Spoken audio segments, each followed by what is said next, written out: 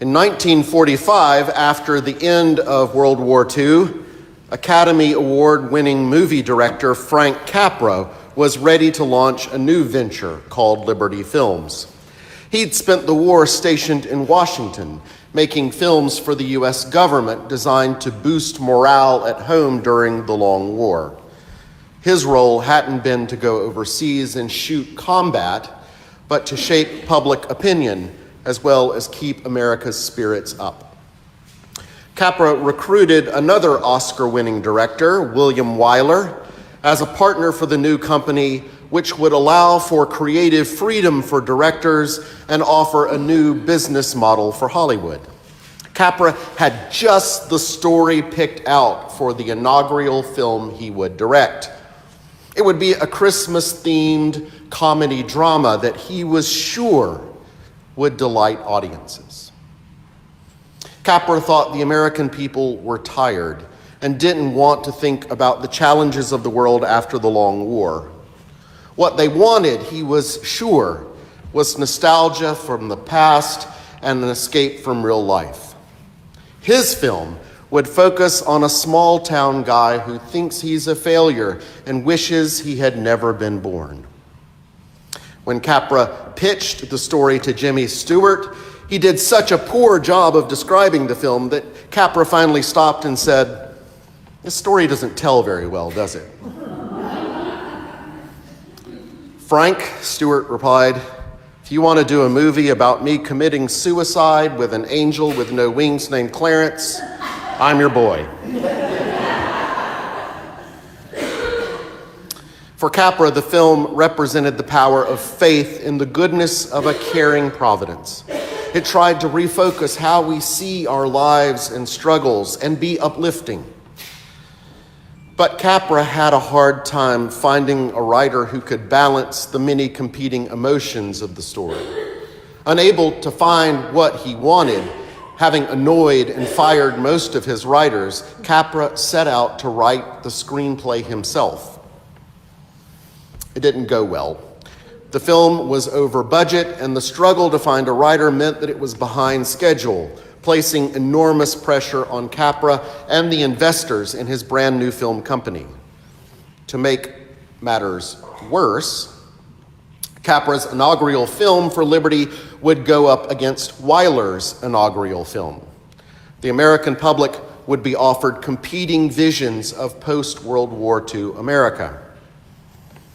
As you've heard me give in a sermon before, Wyler's film, The Best Years of Our Lives, was gritty, realistic, and focused on how hard it was for the returning servicemen to come home and resume their pre-war lives. It didn't shy away from the challenges of the war and its aftermath. It was anything but nostalgic. Both pictures were released in time to be considered for the Academy Awards in 1946, and there was no contest which movie was the most popular. Critics found Wyler's movie unanimously great, praising the realism and the maturity of the story. But it wasn't just from the critics that The Best Years of Our Lives was preferred. Congressmen, generals, editorial pages all across the country praised Wyler's movie as the clear and decisive winner. Capra's film was a complete failure at the box office. Capra had gone 50% over budget, and the poor reception of the movie in theaters meant the end of Liberty Films. While Capra's film did receive nominations for Best Picture, Best Director, and Best Actor, it lost every one of these to The Best Years of Our Lives. In fact, It's a Wonderful Life didn't even win one Oscar. Capra would have to sell Liberty Films to Paramount, which also tied him into a contract to do more films he would have less control over. Capra was devastated and felt lost. All his preparation for this moment fell short. What Capra was expecting didn't turn out at all. The public wanted realism, but Capra thought movies should be uplifting. He directed only 5 more movies in his career, with none of them being particularly successful. When Jesus is giving his farewell sermon to the disciples in Matthew's gospel, it's easy to hear what he says and find it disheartening or discouraging. And I can imagine that's how the disciples were feeling. All of this talk about destruction, people being taken, houses being robbed, wasn't exactly your top-line motivational stuff. I imagine that after all they had been through, tying themselves so closely to Jesus and his teaching, their expectations weren't about an end, but a new beginning. This time, things were supposed to be different, and now they're struggling to understand a very challenging lesson.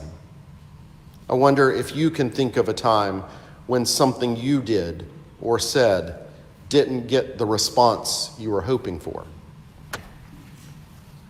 What Jesus tells them is that the future, at least in the immediate point, is uncertain, but not to worry about that. Don't feel the need to have it all mapped out and decided. Simply trust in God and trust in who they are and what they're doing. Jesus, as I hear him, is trying to prepare them and us to look beyond what we see and experience right now so that we focus on what God is doing and will be doing. But when we don't understand what's happening, when we thought we had things figured out, only to be proven shockingly wrong, well, that can be very unsettling. What I hear Jesus saying is some helpful advice for when events are uncertain and when what we experience seems confusing and bewildering. The only thing we have to do is be alert, active, ready for whatever invitation may come our way.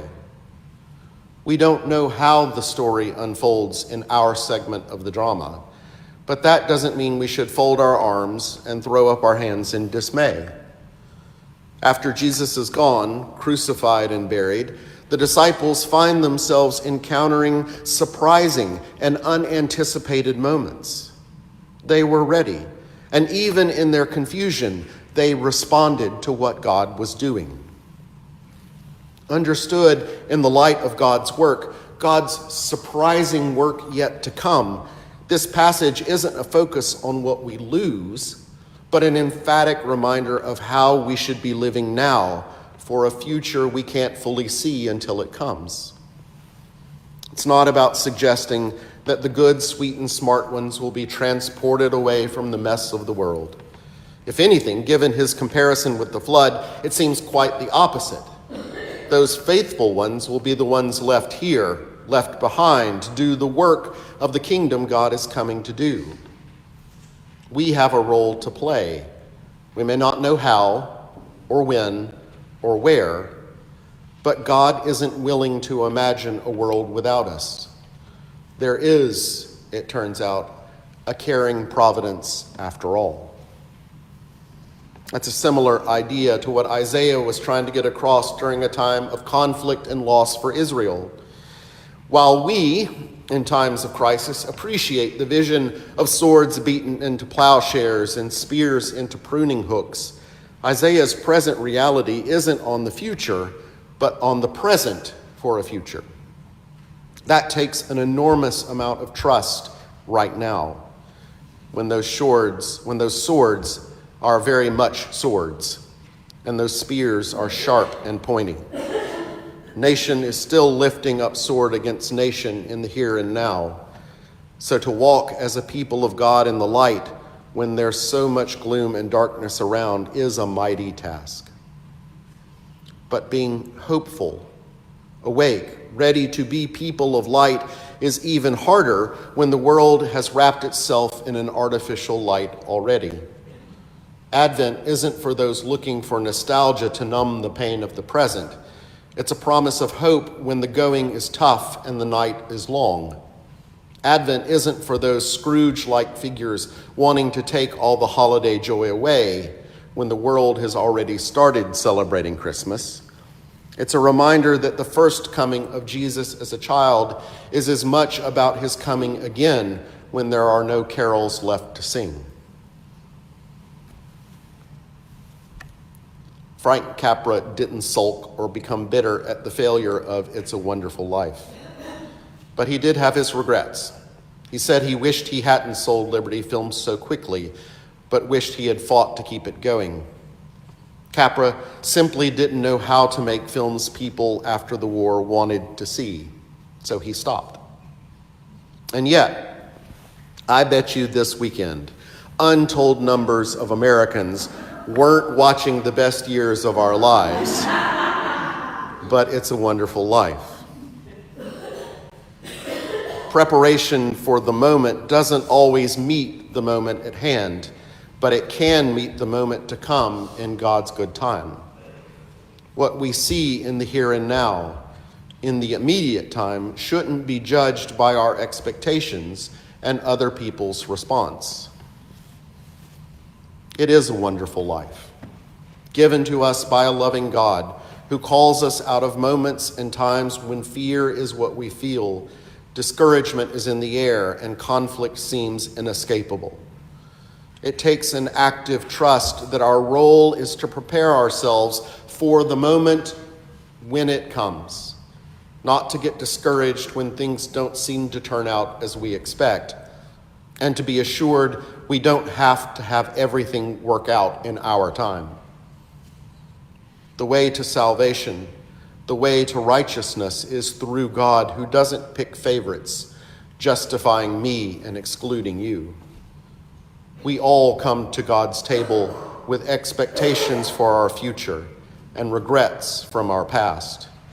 What we can offer is rejoicing in the coming of the Son of Man.